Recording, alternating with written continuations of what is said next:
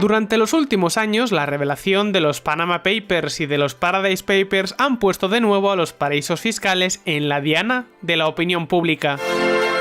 En los 2 últimos años, las críticas a estos lugares se han multiplicado a lo largo y ancho del mundo. Políticos, empresarios, futbolistas, cantantes o simplemente inversores y ahorradores. Muchas personas trasladan parte de sus fortunas, de su dinero, a estos lugares, supuestamente para pagar menos impuestos. Es por este motivo que muchos críticos afirman que si no fuese por estos paraísos de millonarios, la crisis habría sido menos crisis. Según nos cuentan, sin estos paraísos, los gobiernos no habrían tenido que realizar tantos recortes, todos pagaríamos menos impuestos y en definitiva, amigos, las cosas funcionarían mucho mejor. Ahora bien, ¿qué hay de verdad en todo esto? ¿Realmente los paraísos fiscales son tan negativos para el bienestar general como se cuenta? Para contestar a todas estas preguntas, hoy volvemos a tener con nosotros a Juan Ramón Rayo, director del Instituto Juan de Mariana y uno de los economistas más conocidos de España.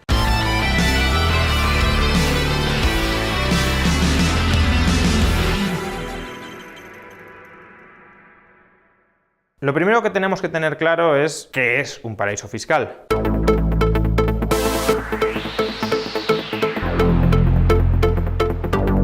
Un paraíso fiscal no es más que una jurisdicción con bajos impuestos, alta seguridad jurídica y extrema protección a la privacidad de los ahorradores. Esto es muy importante. No basta con recortar impuestos para que un territorio se convierta de la noche a la mañana en un paraíso fiscal. En absoluto. Veréis, los inversores y ahorradores internacionales que utilizan estas jurisdicciones lo que realmente buscan es proteger sus patrimonios y por eso no solo reclaman impuestos bajos. Los impuestos bajos son una forma, evidentemente, de que no te quiten tu patrimonio, pero también buscan todo tipo de seguridad jurídica. Es decir, aparte de impuestos bajos, quieren tener la garantía de que sus patrimonios van a estar a salvo de todo tipo de rapiñas políticas alternativas, nacionalizaciones, confiscaciones, corrupción, inflación, devaluaciones, etc. Por esto, el elemento común a todos los paraísos fiscales, incluso más allá de los bajos impuestos, es la seguridad jurídica. Las Islas Caimán, Suiza, Singapur, Hong Kong, Chipre, Jersey o las Bermudas. Todas estas jurisdicciones que todos conocemos por ser importantes centros financieros se caracterizan por su elevada seguridad jurídica. Los ahorradores saben que el gobierno no les va a quitar su dinero. Precisamente esta combinación de bajos impuestos y alta seguridad jurídica es la que hace que estos territorios tiendan a recibir mucho capital procedente de todo el mundo y por tanto a crecer a ritmos mucho más altos que el resto de países. Y no, a pesar de lo que parece desprenderse de los medios de comunicación, figurar en los Paradise Papers o en los Panama Papers no implica necesariamente que quien aparezca en esos países haya cometido delito alguno. Es más, la mayor parte de los nombres que figuran en estas listas son gente del todo inocente. Así es, a pesar de lo que se suele decir, recurrir a los paraísos fiscales no es por sí mismo motivo de delito alguno. Hay personas como Alex Cribillé o Shakira cuyo patrimonio tiene un origen lícito y que emplean los paraísos fiscales para minimizar su factura tributaria dentro de la legalidad. Esto nos podrá parecer más o menos moral, pero es perfectamente legal tratar de escapar del infierno fiscal en el que se están convirtiendo muchos países occidentales. Tenemos que acabar con los paraísos fiscales. Combatir la ilusión fiscal en todos los rincones de Europa. Nadie puede estar en el gobierno que haya operado desde paraísos fiscales. Los patriotas no tienen cuentas en paraísos fiscales, ni en Andorra, ni en Suiza, ni en Panamá. Otro detalle muy importante que solemos olvidar es que estos paraísos fiscales son todo un refugio para millones de ciudadanos que han tenido la desgracia de nacer en estados autoritarios y extractivos. Me explico. En el mundo hay muchos países donde incluso los derechos humanos más elementales no están garantizados, o donde los gobiernos autoritarios deciden con absoluta arbitrariedad a quienes quieren reprimir, perseguir o arruinar. Es decir, muchos de los inversores en paraísos fiscales no buscan protección solo contra una carga fiscal desmedida, sino también buscan poder escapar, poder proteger sus patrimonios de la persecución política, ideológica o religiosa. Pensemos, por ejemplo, en disidentes políticos de Rusia o Venezuela, en familias amenazadas por el secuestro en México o empresarios de países con tan pocas garantías como Zimbabue o Bielorrusia. Pues bien, todos ellos se benefician al poder acceder a jurisdicciones tan garantistas como las que tienen los paraísos fiscales.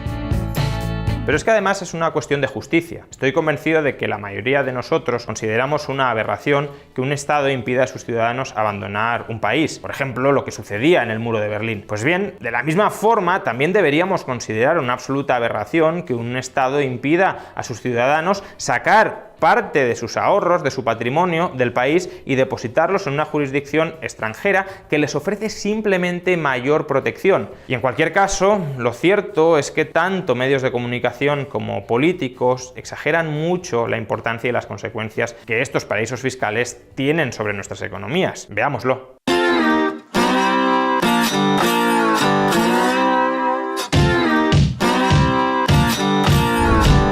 Un papel muy exagerado.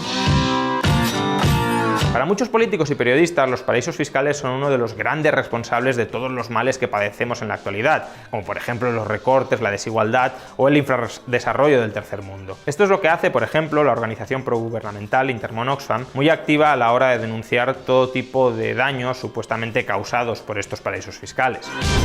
La actual crisis de desigualdad global tiene un claro aliado en la figura de los paraísos fiscales. Estas jurisdicciones suponen el agujero negro de las oportunidades de desarrollo de millones de personas en todo el mundo. El dinero que no ves. Intermon Oxfam. En primer lugar, hay que decir que la definición de paraíso fiscal que utiliza Intermon Oxfam es un poco laxa. A su juicio, paraíso fiscal es todo aquel país con tributos muy bajos, especialmente para la inversión extranjera. Definición bajo la cual incluye a países como Holanda, Irlanda o Luxemburgo, que por supuesto no reciben semejante calificación ni por parte del Gobierno de España, ni de la Comisión Europea, ni del Parlamento Europeo, ni tampoco de la OCDE. Pero bien, veamos, incluso con esa definición, cómo de importantes son realmente estos paraísos fiscales sobre nuestras economías.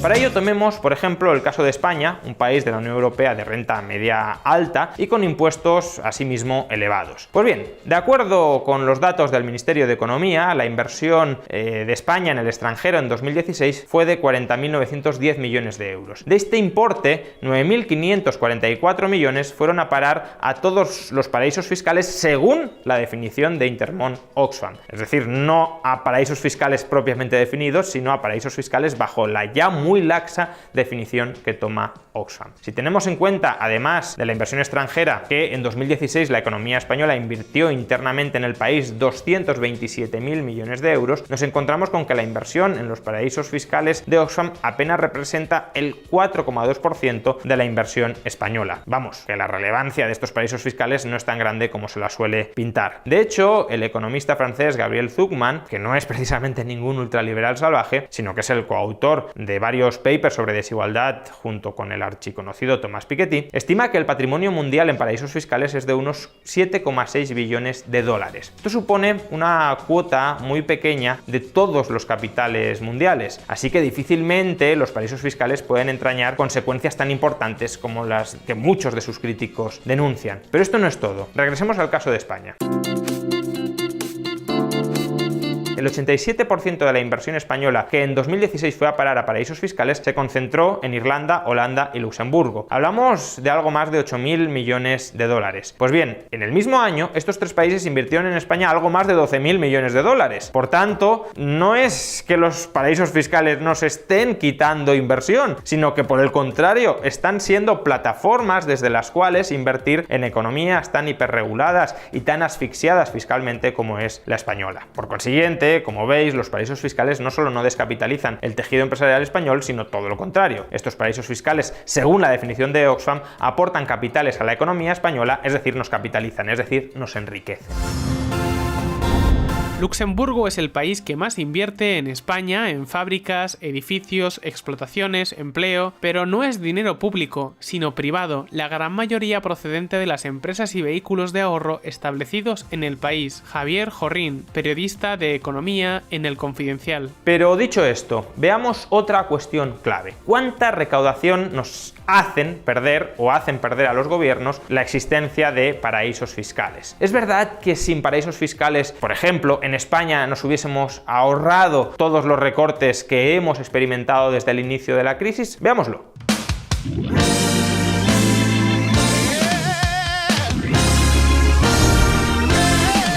el cuento de la lechera.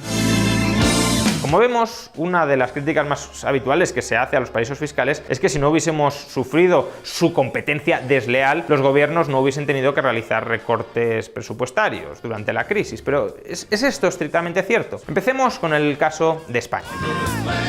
De acuerdo con los datos del Ministerio de Economía de España, la inversión acumulada año tras año en estos paraísos fiscales, definidos de forma tan laxa por Oxfam, asciende a 80.000 millones de dólares. Otras estimaciones, como por ejemplo las de Gabriel Zucman, hablan de 120.000 millones. Pues bien, supongamos que todas estas inversiones logran una rentabilidad del 5%. En este caso, los beneficios obtenidos por estas inversiones en paraísos fiscales oscilarían entre los 4.000 millones de euros y los 6.000 millones de euros. Y una rentabilidad del 5% sostenidamente ya es una rentabilidad muy alta. Si a estos beneficios entre 4.000 millones de euros y 6.000 millones de euros les aplicáramos un tipo impositivo del 25%, la recaudación extra que en todo caso lograría el Estado español de no existir paraísos fiscales sería de entre 1.000 millones de euros y 1.500 millones de euros. Esto, para entendernos, supone alrededor del 0,1% del PIB español y menos del 0,5% de todos los tributos que hoy recaudamos. Una cantidad que aún es inferior si tenemos en cuenta los ingresos fiscales que generan en España las inversiones que, como antes hemos visto, proceden de estos paraísos fiscales. En otras palabras, la importancia real de los paraísos fiscales sobre la merma recaudatoria del Estado español y del conjunto de estados occidentales es tremendamente limitada. De hecho, si en vez de en España nos fijamos en el resto del planeta, la situación que encontramos es bastante similar. De hecho, incluso si tomamos las estimaciones infladas de Gabriel Zucman o del Tax Justice Network, que son las que se suelen utilizar para denunciar el perjuicio que nos están generando los paraísos fiscales, veremos que se suele hablar de una pérdida de recaudación mundial de unos 200.000 millones de dólares. Pero esto apenas constituye el 1% de todos los ingresos tributarios del conjunto de gobiernos mundiales.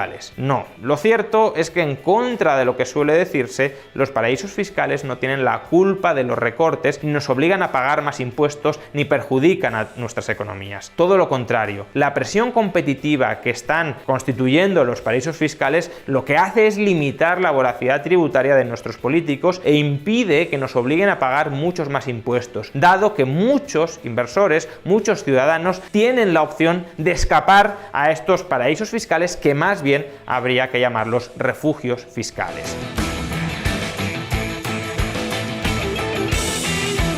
Esto es realmente lo que molesta a los políticos de los paraísos fiscales, que actúen como una especie de escudo protector para el conjunto de la ciudadanía. Por ello, más que perseguirlos, deberíamos tomar nota del éxito que tienen aquellas políticas económicas que apuestan por impuestos bajos y por seguridad jurídica. Por ejemplo, en 1980, Irlanda era más pobre que España. Hoy, gracias a políticas bastante próximas a las que hemos mencionado, es decir, seguridad jurídica y bajos impuestos, es el segundo país más rico de la eurozona. Para mejorar el bienestar general necesitamos más empresas, no más políticos, ni más burócratas, ni más gasto público. Y eso se consigue con impuestos más bajos, no con menos paraísos fiscales, mayor presión fiscal y por tanto mayor extracción de rentas por parte de los políticos sobre el resto de la ciudadanía. Un saludo a todos y hasta la próxima.